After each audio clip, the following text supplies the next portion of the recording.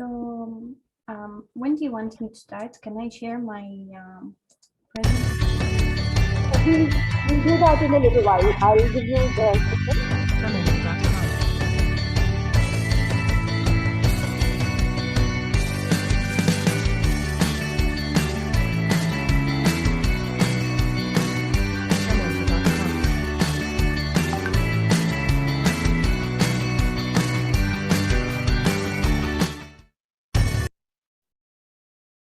Yeah, please start then. Good morning and welcome from Shobhit University. Shobhit University is celebrating International Yoga Day with a week-long program. And in this program, we are fortunate to connect with yoga experts from across the globe. With the blessings of our Honorable Chancellor, we are connecting with wonderful speakers who have shared their yoga journey with us and our audience. Today, ladies and gentlemen, we bring you an extraordinary person, a lady who has taken yoga to the Middle East, to Saudi Arabia, and the UAE, and the Arab world. The lady in concern is Ms. Nouf Al-Marwaai. She has been associated with Shobhit University as our alumnus, and currently, she is based in Saudi Arabia. She is the founder and president of the Arab Yoga Foundation, which she established in the year 2008. She is a leading practitioner and promoter of yoga and a healthy lifestyle. And one of her achievements is to get yoga accepted as a sport in Saudi Arabia. Due to all her contribution to yoga and the propagation of yoga among the general public as well as yoga teachers, the government of India recognized her service to yoga, and Ms. Nouf was awarded the fourth highest civilian honor of India, that is the Padma Shri, by the President of India. Nouf has also worked with the Saudi Sports Ministry to make yoga a legal sport in the Kingdom of Saudi Arabia from 2017 onwards. She's a member of the board of Yoga Benchmark Group under the Ministry of Ayush, Government of India. She has received yoga training in different systems of yoga, including Yoga Iyengar Yoga, Ashtanga Yoga, Hatha Yoga, as well as she has been trained in Ayurvedic techniques, as well as lifestyle coaching, and she also has a degree in psychology, which helps her in her lifestyle coaching systems. She has been awarded with the Women Empowerment Award because of the work that she has done for the empowerment of women and the propagation of yoga among women to promote women's health and positive and healthy lifestyle. She has also received the Yog Ratna Award by the Chief Minister of Kerala. So Now's list of awards and achievements is a long one. I think rather than going into these lists, it would be more fruitful to speak to Nouf and allow her to share her ideas with us. But before I do that, I would like to invite Honorable Chancellor of Shobhit University, Kunwar Shekhar Vijendra, with whose blessings this entire program is being conducted.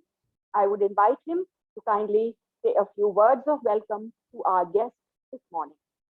Sir, please. Good morning, everybody. This is indeed a pleasure for me to be with you all to celebrate life with yoga. As Dr. Poonam Devdutt mentioned, this is a week-long celebration. And when everybody in the country, in the world is talking about International Yoga Day, more talking about asanas, pranayam, and other things, we decided that we should celebrate in a holistic manner the complete life. And if we have to talk about that how to celebrate life with yoga, I believe the best person to be with us can be Nouf Al-Marwaai, a yoga Acharya, a Padma Shri, And by the way, the meaning of Nouf in Arabic is the peak of the mountain. And she has put herself, not only herself, even yoga, this ancient science, this wonderful science on the peak of the mountain with her. Welcome you, Nouf. This is indeed a pleasure for us to have you with us. Thank you so much. Yeah, in Indian ancient philosophy, we always say that the most strong one, the one who should be worshipped, the one who create is who? The women. Because women is the creator. Women is the strength and women is the motivator. So you symbolize all those three in you. Historically, if we look at in Middle East, in Arabic countries, in Egypt, we find that historically also that some form of yoga was there. But in modern world, in today's world, you have introduced yoga to Middle East, to Saudi Arabia as a sport. And this is such an achievement because we all know about your journey. You started from Australia to Kerala to back to Saudi Arabia. And this journey had been journey of empowerment. You know, when somebody says, a doctor says to me that, look, you are not fit physically. So generally what we do, we start living with anxiety, depression, and we decide, okay, fine, whatever Allah decided, we will do that, and now it's over. But you decided to fight with that. And not only fight, but you decided to give it back to the society. I was reading somewhere and where you said, I'm not afraid of cancer because I have a tool called yoga. And this is exactly what it is, because yoga is not only a fight from diseases. Yoga is an instrument, a tool, a way to enjoy life completely. And it is so easy to celebrate life the day you are balanced, your body is balanced, all those Patanjali sutras are there in you, you can enjoy it. So now we are looking forward to listen to you, to your journey of an empowerment, your journey of enjoyment, and your journey of empowering others. And this is also a matter of pride for all of us that you are the only one from Saudi Arabia who had been conferred the fourth highest civilian award of India, Padma Shri. And we all are proud of you indeed. Thank God you. bless you. Thank Looking you. forward to listen to you. Yeah, over to you, Dr. Devdutt. Yes. Thank you, sir, for your very kind words. So now, welcome once again to Shobhit University. Our audience is very keenly waiting to hear from you. So please tell us something about what you would like to share regarding yoga and celebrating life with yoga.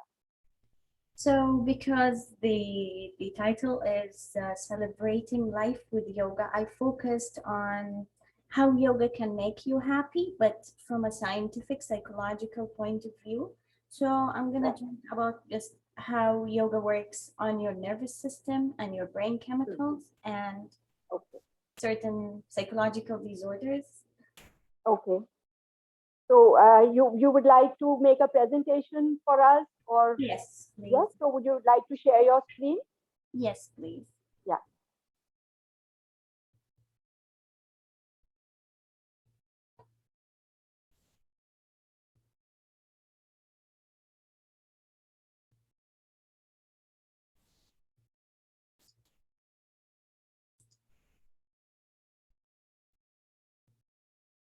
So I'm going to start the presentation, but I'm going to give just general idea about that before I start. Yeah. So since my background is in psychology and I was trained on clinical psychology, and I started yoga before I actually joined the university. When I started yoga, that was a year. It was a sad year for me, but then it didn't continue to be So sad. now, would you like to share a little bit about the background before we get into the presentation? Maybe you can tell us what was it that motivated you to enter this whole field of yoga? What were those life circumstances? Yes, I lived a very painful childhood because I was born very weak and Okay. sick. And later, when I was 17, 18 years old, I was diagnosed with lupus erythematosus. And in 1998, my parents decided with the school that I can't continue going to school no more because of my struggle with my joints, my body. I even had an anxiety and panic attacks, and the doctors couldn't really, before that, diagnose what is my issue because this disease wasn't really known here, and it takes years to be diagnosed in the past. So today, Right. maybe medicine is better, but that time I had to struggle for years until they found out what was the real issue. Mhm. So I started practicing yoga then. A lot of Okay. symptoms really improved: anxiety, insomnia, joint pain, vitality, Mhm. health Okay. issues, even digestive issues. And I started again going to school, and I wanted to study psychology. And during the time I was studying psychology, I noticed a lot of evidence of what yoga might be doing to your body and mind. And that time in the year 2000, there wasn't a lot of studies about yoga asanas. Most of the studies were about pranayams, meditation, and relaxation. But I was Right. still able to, yeah, connect that with other sports researches. But nowadays, there's a lot of studies about a lot of health issues that are related to asanas, pranayams, practice, and meditation. So we are in a pandemic time, and I thought maybe it would be better to introduce the audience to the benefits of yoga for the mental health and Right. well-being, Right. as well as celebrating life with yoga is a very nice. So I think it is a tremendous achievement that it talks about your psychological strength, that facing so many health issues at such a young age, to the extent that you could not go to school, and yet to come out of it, to take it all in a positive way and to find a solution. I think you have set a tremendous example for so many people who may be suffering from health issues, but ordinary people tend to get depressed, tend to get anxious, and tend to step back. Here, you have surmounted those obstacles. And through your own challenges and through your own personal journey, you've now become a motivator and an example for so many others. So thank you for sharing your personal challenges and your personal journey out. And yes, now we can get into the presentation that you have for the audience. Okay, thank Yeah. you. So we will talk about yoga for better mood. So Yeah. even if yoga doesn't help completely in some issues, it can be a very good tool to overcome mental disorders and psychological suffering, and also take people to a very healthy mental dimension and health well-being. So I just want to introduce the audience to the concept of the nervous system. We have the brain in our bodies, and it's connected to the spinal cord, and nerves branch out of the spinal cord. So I just want to give them an idea. The nerves are small units. We call it a neuron, and it has a body and an axon. So whatever we think, feel, as emotions or as thoughts, or if we want to do something, the orders come from the brain and goes through the spinal cord and to the nerves, even if it's sending a message to a certain gland for something. So we have basically two parts of the nervous system. We have the central nervous system, which is the brain and the spinal cord. And this is also mentioned in the Hatha Yoga philosophy, and even it was called the Sushumna Nadi. And this is basically what the mind or the brain is basically the physiological organ, and the psychological manifestation for that is called the mind, the chitta and the chitta vrittis in the Patanjali Yoga Sutras. So this part also concerned the ancient yogis in the past. And if we look at yoga as a science, it borrowed a lot of concept from the Samkhya philosophy, and the Samkhya philosophy is the psychology of the Indian philosophy and laid the foundation for all the Indian philosophies after that, especially yoga and Ayurveda.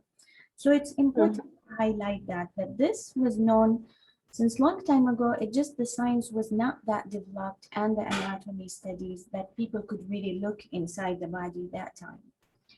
So there is the peripheral nervous system, the second part of the nervous system, which is called the sensory somatic nervous system, where we feel, we have senses and we get the information from the outer world through the senses, like the skin, the eyes, the nose, and it goes to be translated in the brain of what we call perception. And this was also highlighted in the Patanjali Yoga Sutras and the Samkhya philosophy concept. And then we have the somatic nervous system. If we want to make a move and it's voluntary, we can initiate an order from the brain to the parts of the body to move. And here where we do the asanas and practice certain practices in connection with different parts of the brain, like the cerebellum, the basal ganglia for control, for balance, for coordination, for control of breath. So the sensory somatic nervous system is connected. And like Iyengar Father always says, the senses and the movement in the skin or the muscle are very connected. So the Iyengar yoga system basically focuses on this awareness, movement and the feelings and the alignment of the body. So this, what is Iyengar Father calls the intelligence of the body and the mind. And we have a motor brain cortex and a somatic brain cortex. So we get our sensations and feelings in one part of the brain, which is here, and the movement in a different part of the brain, just to give a general idea how the brain works. The most important thing we talk about when we talk about the mental well-being and the stress and an anxiety and how yoga works immediately with those symptoms or disorders is the autonomic nervous system. The autonomic nervous system is made up of different types of nerves. The sympathetic nervous system, which is the fight or flight response, and the parasympathetic nervous system, which is the relaxation response in the human body that we can initiate when we practice yoga nidra or meditation. And there is the enteric system, which yoga calls the solar plexus or Manipura chakra. It's a nerve ganglia in the digestive system, and where Samkhya philosophy and Ayurveda calls it the Agni of the body and the digestive fire, whatever. It has so many names in the Indian philosophy. This system is the autonomic nervous system, and this system, we don't have control over this system. We can only control the activity of this system by practicing relaxation or pranayama, especially breath correction, because there is a nerve we call the vagus nerve, and it branches out from the neck until the diaphragm. Deep breathing during yoga practice and moving in asanas, twisting, forward bending, regular breath must. The vagus nerve is a branch of the parasympathetic nervous system, so it releases certain hormones like the norepinephrine and relaxes the body and the mind. So why yoga is different than other sports system? Because yoga has a certain collection of practices that comes together to make the human system in a coordination we don't see in other sports, like the breath, the focus in the movement, the awareness, the concentration. And that, when I talk about focus, concentration, or what Iyengar Father calls the memory of the asanas, we're talking about parts of the brain in the cerebellum and in the basal ganglia and different lower parts of the brain. When we talk about the breath or the autonomic nervous system, we're basically talking about the limbic system. We're talking about the sympathetic and parasympathetic nervous system. So yoga was scientifically proven to activate the parasympathetic nervous system and stops the overexcitement of the sympathetic nervous system. And I'm going to talk in the upcoming slides about the excitement or overexcitement of the sympathetic nervous system and how does it hurt our health and mental well-being, even physically, it affects us. So this is the autonomic nervous system. Here is the parasympathetic nervous system, and here's the sympathetic nervous system. Most of us, we live here during our working hours or during our days because we're stressed out. There's a lot of notifications, cell phones, a lot of stress and noise to deal with. So this part will always produce stress hormones like adrenaline, and it will affect all these organs and all these parts of the body. And this is what we call stress. But when there is ongoing severe stress, these symptoms increase and cause other health issues like diabetes, high blood pressure, irritable bowel syndrome issues, and anxiety, insomnia. And it can lead to depression if it's not handled or cured at that time. So the parasympathetic nervous system will actually stop all these reactions, but also some people have overexcitement of their parasympathetic nervous system and they need to find balance. So when we talk about Hatha Yoga, there is the concept in Hatha Yoga of nadis in the Indian philosophy. And the nadis are basically the way the old yogis and philosophers tried to explain the connection between the body and the mind and the anatomy they discovered from their observations and from their studies that time in the absence of the technology we had today. So the old studies, or the old philosophy says we have a Sushumna Nadi, which is basically the spinal cord, and it's the main energy channel. And we have the Ida and Pingala. The Ida and Pingala represent the Ha and Tha. The Ida is a nadi that goes from the left nostril and crosses over the Sushumna Nadi, and the Pingala is from the right nostril, and it actually they cross each other on the Sushumna Nadi. And why it's called Ha and Tha? Because the energy of the moon and the energy of the sun. And old philosophers were trying to explain that time that we have activity and passivity, and they both have to be in balance in the human body for us to reach awareness. And this is scientifically right, because when you look scientifically at the activity of the sympathetic and parasympathetic nervous system, if we have good control over the sympathetic and the stress, and if we allow the parasympathetic to work normally, we develop what we call a good mood or a balanced mood or immunity to psychological disorders or ability to control stress. And this was what the old yogis trying to explain by studying the nadis and explaining the sympathetic and parasympathetic nervous system in their own language, calling it Ha and Tha, the energy of the sun or the energy of the moon. The energy of the moon is a lunar energy, and they mean by that cooling the body and cooling the system. And the Ha is the energy of the sun, and they mean by that the heat increase or the activity of the body, and the balance reaches to better awareness. So this is scientifically and psychologically right, but that time, of course. So it's very important to highlight here the importance of the yoga philosophy, and potentially Yoga Sutras actually explained a lot of things about that. Let me just show you a closer picture of how the nervous system, the sympathetic and parasympathetic nerves branch out and they form ganglia. And the old yogis noticed maybe, and people who are involved in studying the bodies, they practiced yoga, and they also were involved in healing other people, studying Ayurveda and different philosophies. And what they explained does not go against the scientific findings at all. If we look at the human body, whatever The old philosophies mentioned as chakras or as the koshas or as the vayus explains what is going on inside the human body in the scientific language of that time. Even the science found out that we have an excitement system and a passive or a relaxing system, and both have to work in harmony and be under control.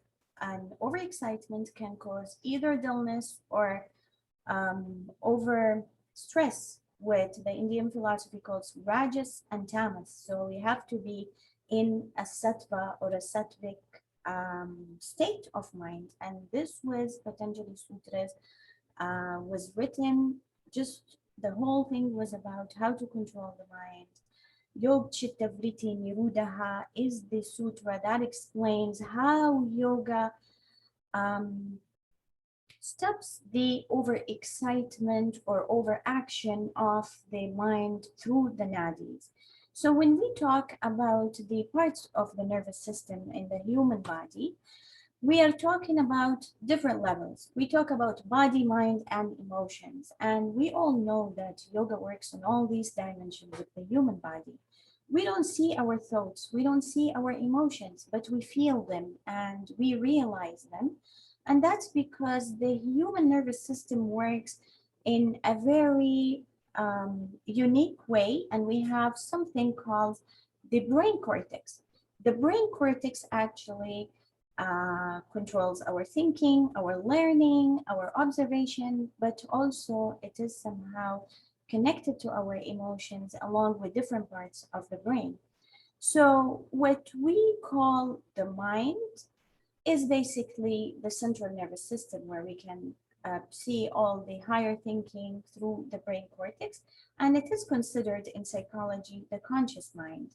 But the body is the sensory somatic nervous system, and in psychology we call it the subconscious mind. That's why we talk about body language. We sometimes do certain psychological analysis from the body language or the outer body language. If I get a person who comes to the clinic with a round back and a sad face, the body language shows depression. So it's basically the body with its senses and its muscles and all the collection of the voluntary movement and non-voluntary movement. So when we talk about the emotions, we speak about the autonomic nervous system, which is the unconscious mind, and it's the sympathetic, parasympathetic, and the enteric system of the digestive system, which is so involved in the psychology of the person. We get irritable bowel syndrome, we get some different digestive symptoms connected to our psychology, and a lot of us experience that. So why yoga is different than other sports? Because when you practice yoga, you involve all these parts of the nervous system in one session. And you train the mind, you train the breath, you train the focus. Whatever you do on your yoga mat, you carry out of your yoga mat. Why? Because the nervous system and the brain learns through conditioning. This is the conditioned learning. So we learn in our lives through conditioning, but even practicing yoga is a certain way of conditioning, but by freeing yourself from stress and from anxiety and from unwanted psychological symptoms. That's why we use the asanas and the pranayams to control the chitta vrittis of the mind and the emotions. And this is what exactly practicing yoga does to our bodies. And the chitta vrittis can be an anxiety, can be depression, can be panic attacks, can be certain phobias. And a lot of us experienced a lot of different psychological unwanted symptoms during the last 2 years since the pandemic time. Isolation, fear, loss of jobs, and a lot of things.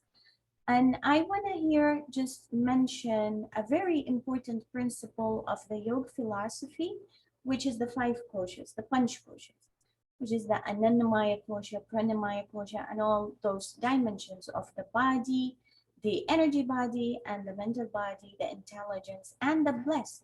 And I want to highlight the anandamaya kosha. So the yoga philosophy, and you can find a very important reference to what I'm talking about in Iyengar Father's book that is called Light on Life, because the whole book is about how these five koshas work together, or dimensions, the human dimensions. And for me, as a psychologist, I consider this the oldest holistic approach theory in the history, because it talks about the body, your energy inside your body, what you eat, what you put inside your body, how you breathe, and your mind, the stability of your emotions and thoughts, and your intelligence. And if those are all organized, then you reach to the Anandamaya Kosha. The Ananda means the happiness or bliss. And this is scientifically right. If your body is healthy, if what you eat is healthy, if you practice regularly, move, stay active, practice yoga or any other type of activity, but I would prefer yoga because yoga is so complete.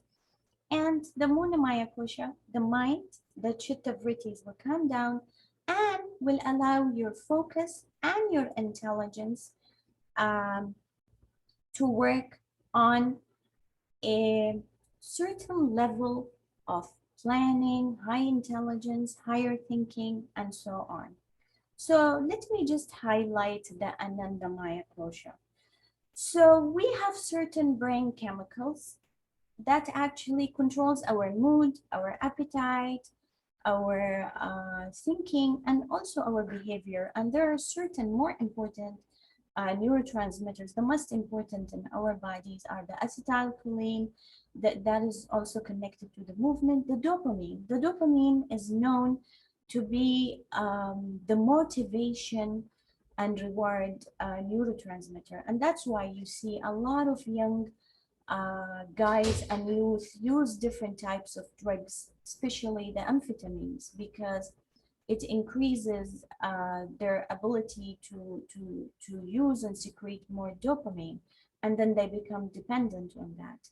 And the norepinephrine, of course, that relaxes you. The serotonin, that is called the happiness hormone, that is when you have less serotonin, you start developing depression symptoms. That's why they give people antidepressants to inhibit the receptors of the serotonin. And the GABA is a very important neurotransmitter, and people with depression or an anxiety or the disease fibromyalgia, the chronic fatigue, showed less GABA on their results, and they used to give them medications to improve GABA levels, to improve these symptoms, but unfortunately some of these medications can cause dependence.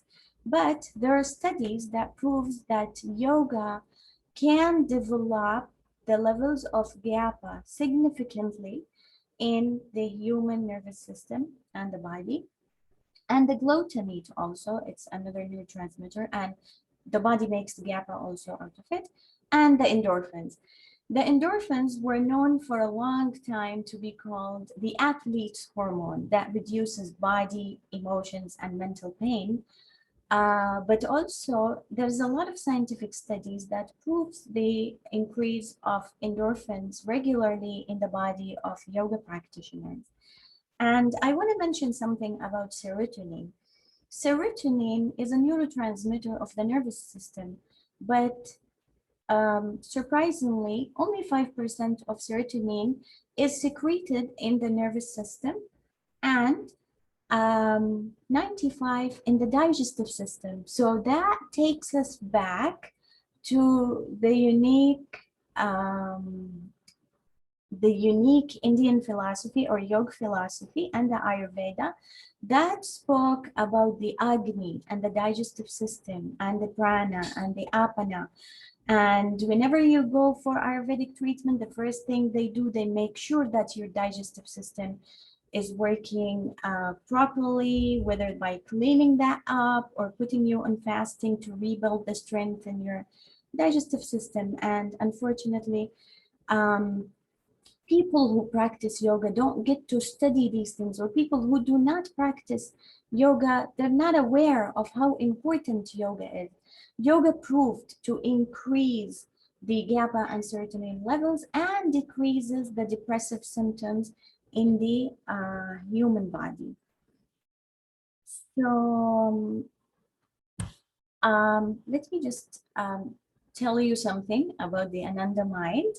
And there is a very unique neurotransmitter in the human body that is called anandamide, and it was named based on the Sanskrit concept of bliss and happiness. If your body is healthy, if your mind is healthy, if you eat the healthy way, your body starts producing anandamide, and it's like you have your own less chemical inside your own body. And this, with the old yogis already attained what they call the ananda state. So the anandamide is motivational, is reinforcing, and it's called the bliss molecule. It is the messenger molecule that plays a role in many bodily activities like appetite, memory, controlling pain, controlling depression, and even fertility. Maybe you heard stories of people who were under stress. A woman who was under stress and she was unable to conceive. But some people would say, since I get healed, or since I started healing my depression or my anxiety, or since I started practicing yoga, I conceived. And this is true. You can find so many stories about that. So the name is actually taken from the word Ananda in Sanskrit, which means bless. And this takes us back to the Indian philosophy, and connecting that with psychology. I would tell you that practicing yoga can enhance your mood, your brain chemicals, reduces your stress levels to help you live a healthier and a better life. So let's put all these parts together. Yoga effect on brain chemicals and mood. You must be asked, okay, how can yoga help my anxiety? Let me tell you just very fast that anxiety is just an overexcitement of your sympathetic nervous system. What yoga teaches you is control over your breath, because whenever you get anxious, your heart rate increases and your stress hormones levels go high, your breathing becomes faster. What we teach in yoga, a lot of techniques that has two ways of controlling anxiety and stress. Number one, reduce the excitement of the sympathetic nervous system through just the practice of asanas and pranayams. Reduces the excitement of the sympathetic nervous system and increases the activity of the parasympathetic nervous system. That alone can help control anxiety. But also we teach certain techniques to control the mind in a situation that you're suffering or you're under stress or you're struggling with your health. Panic attacks, continuous anxiety can turn to panic attacks. And panic attacks sometimes come with a hyperventilation. When you practice yoga, you start developing less and less panic attacks, and it disappears with time. Phobias and fears, they are reactions more like panic attacks, but in a presence of an object that scares you. And from my experience in my own classes, a lot of phobia patients that I didn't intend to really help with phobia, they're just coming for yoga for their health. They noticed a decrease and a significant decrease in their phobia levels. I even get calls from their doctors wanting to collaborate in researches to know why yoga helped in that. But simply phobia is also overexcitement of the sympathetic nervous system. Insomnia, also people who have anxiety or active sympathetic nervous system develop insomnia and they can't sleep properly. And we go again, speaking about depression and mood symptoms. For a long time, people were saying yoga does not heal depression. Yes, yoga does not heal depression alone, but practicing yoga regularly improves certain brain chemicals that fight depression symptoms. So yoga can be a very good life modifier for people with depression. And finally, people with cancer, people with rheumatic disease, old people, children with different health issues, cancer patients, breast cancer survivors. Yoga is proved scientifically to improve the quality of life for people and with different health issues or healthy people as well.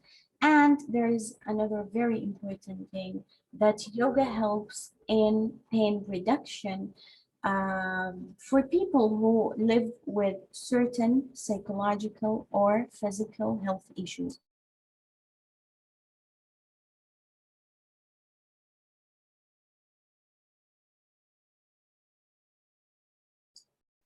And pain reduction. So pain reduction is very important because pain reduces the quality of life for people, elderly who suffer from arthritis, or people who are out of traumas, certain traumas, psychologically or physically, people who are suffering from chronic disease. It's very important to note that the pain can reduce the quality of life, cause them isolation and less activity and productivity. And we come to the end of this lecture. Thank you for listening. And please, if you have any questions, please feel free.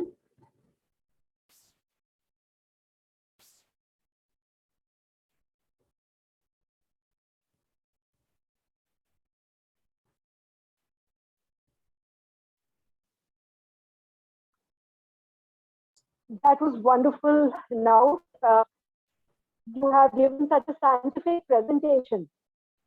In presentation, you combined the anatomy and physiology of the body along with human psychology, and you explained to us how all of these are affected by the yoga practice and the practice of pranayama.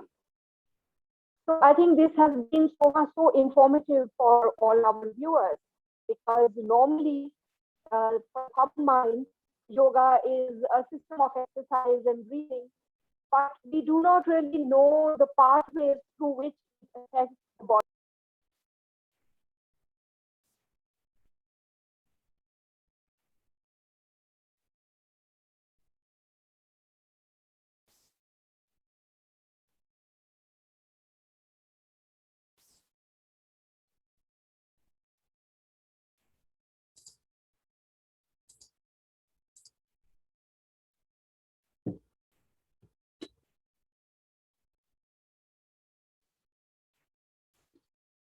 Oh, some internet issues. As I was saying now, this has been a wonderful presentation, and it will go a long way in informing about the scientific basis of yoga. So it is not just that we have to practice yoga because we've heard our elders saying that, but there is a solid scientific foundation for the claims that are made by yoga. So now, going beyond the presentation that you have made, we would like to also hear a little bit about your journey along with yoga. As you said, you were facing some challenges in your life, and those challenges promoted you to practice yoga, and I'm sure you have received so many benefits. So what made you take yoga to the general public in a big way and introduce yoga in the Middle East? Would you like to share some of your the challenges that you faced or the high points of your journey? Yeah, so basically, when I found all these benefits, and I was very happy at that time and excited to feel that I'm doing something in my life, and I was still studying psychology. I get excited. I started talking about it, and people would ask me things. And when I graduated and I was volunteering in the mental health hospital in Jeddah, I moved to Jeddah. I was in Riyadh. I think she was disconnected. So I started noticing how people would really be interested to practice yoga. A lot of people would come and say, Nouf, help me to learn yoga. I want to learn. And that time in the mental health, my boss was also a health educator. She had a TB program in the Saudi National TB. And Okay. she invited me to talk about it. She said, no, what you're saying is important. She's also a clinical psychologist, and she works Mhm. with victims of domestic abuse, children and women. And she said, let's do something about this. And she interviewed me. And that was how I started having regular TV appearances talking about how yoga is important locally in Saudi Arabia. And people just started asking about it and they were interested. Okay. So you found that the general public was responsive, or did you face any difficulties along the path? And also, we would like to hear about some of your other experiences, like you've been across the world, you have been associated with other countries also. So, what kind of reception did you receive in other places apart from India and Saudi Arabia? Yeah, so people were interested. They were really focused on the health part of it. And Hmm. let me tell you, here in Saudi Arabia, because we are the biggest country in the Gulf region, and we have different regions and mixed cultures. So people Yeah. are always looking for whatever that is good for their health and well-being. And there is a strong health movement in Saudi Arabia. Okay. Yeah, so people are Right. really interested in different regions. And even in some small towns in Saudi Arabia, you would find yoga teachers now. About other countries, always was welcomed in Bahrain, in Dubai, in Abu Dhabi. I have a lot of students like in every Arab country. Mhm. I trained a lot of people, so through them we do a lot of activities. We sometimes train teachers as part of Okay. our charity work. We train them for free. A lot of women in different Arab countries that is affected, to empower them and to help them also use yoga for their health and well-being and help others as well.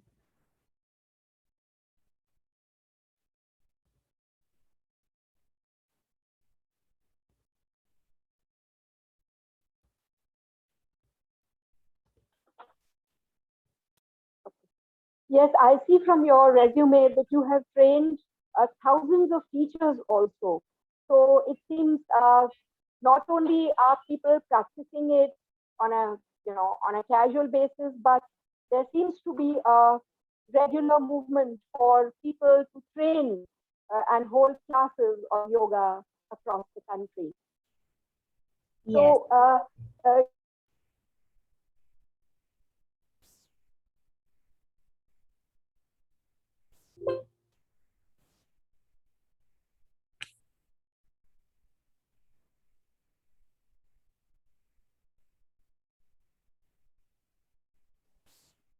uh, I also see that yoga has been accepted as a sport in Saudi Arabia.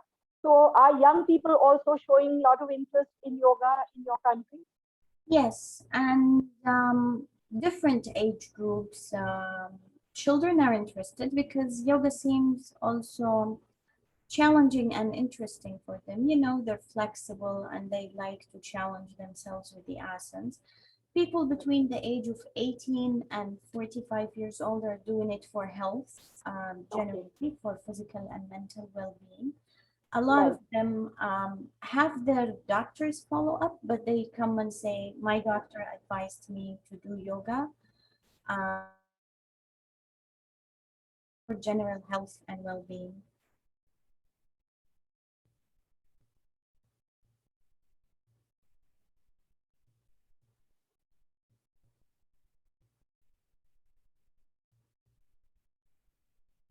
So it is extremely gratifying to know now that in your country, yoga is also being connected in a big way with mental health. In most countries that we see, yoga is primarily seen as a tool for physical well-being. But what you have expounded today and the presentation that you have made such beautiful connection between the mind.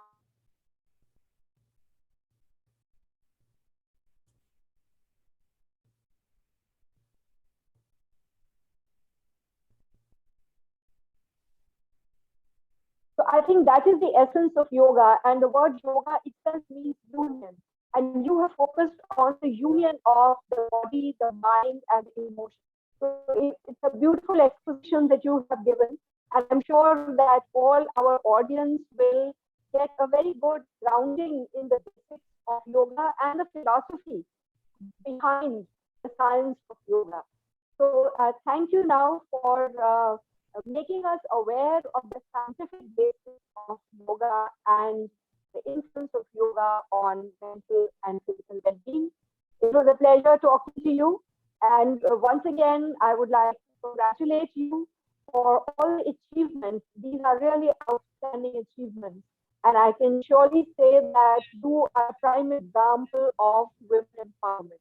So many of our women audience who are listening to you and to us today, they take inspiration from the fact that you overcame so many challenges. And after having overcome those challenges, you did not just keep it for yourself, but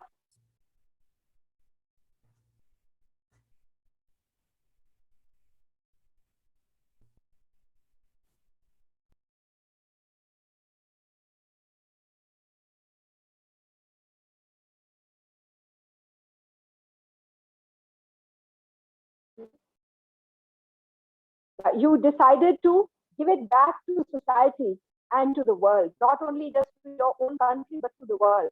So thank you very much now for connecting with us. There have been some repeated internet issues, I'm aware, but technology sometimes is a benefit, and sometimes it tends to create some difficulties for us, and we have to face both of these, the challenges as well as the plus points. So once again, thank you, and I wish you all the best, and I hope that you will continue to spread the message of yoga, not only in your own country and in your own region, but Thank you. Thank you so Yeah. much. So now, again, I am here. Like Dr. Poonam Devdutt is having some issues with the connection, I believe. Yeah. So it was a very wonderful scientific presentation. First of all, I must thank you for that, because today, what is very important, that we have to connect our ancient wisdom with today's science. Then only many people accept it. And it was one of the best presentation what we had today. And so thank you very much. We would like you to say something for Shobhitians. Like, a lot of youth look at you as a model. They look at you as somebody, inspiration. So will you like to convey some message for the Shobhitians? Okay, so it's education is the most important tool. I'll be very honest with you. If I didn't go back to school and if I did not complete my studies with psychology, I wouldn't have maybe continued yoga because I wouldn't understand what was going on. Education is a very strong tool, and no matter how much we struggle, health-wise or financial-wise or social life, we should always keep our education goals away from these issues. Because by education we develop our minds, and there are studies that says if you graduate from high school and don't continue your higher studies, after a few years your IQ actually reduces, because the brain is a unit. You have to use it to make more nerves and more experiences, and we experience through learning, through working, and this world always needs us to develop, to work, to look for more findings, to contribute to the science and the technology and the development of our own countries and society. Okay, so it is such a wonderful thing, and naturally, generally what happens that students, especially the youth, they have their excuses. The first excuse is health, second is time, third is money, and fourth is possibility. But you have proved that nothing stops the men and the women who wish to do wonders. So thank you very much. I believe Dr. Poonam Devdutt, you had a wonderful session with her. And Yes, sir. I'm really, really impressed, and especially those students, those who are busy, especially the youth, in their own self, like in mobile, social media, and all those things, they should come out and they should see how beautiful the world is, the world made by wonderful yoga teachers, yoga acharyas, and those who are inspiring us. So now keep inspiring everybody, keep inspiring us, and please stay safe. And we are looking forward to meet you soon in India, because you are an inspiration not only in your country but globally. Thank you. So thank you very much for joining us, and it's indeed an honor to have you with us. Looking forward to meet you soon. We all wish you all the best. Thank you. It's my honor too, and thank you for the invitation. Thank you so much. Thank you. Okay, namaste. Namaste. Thank you.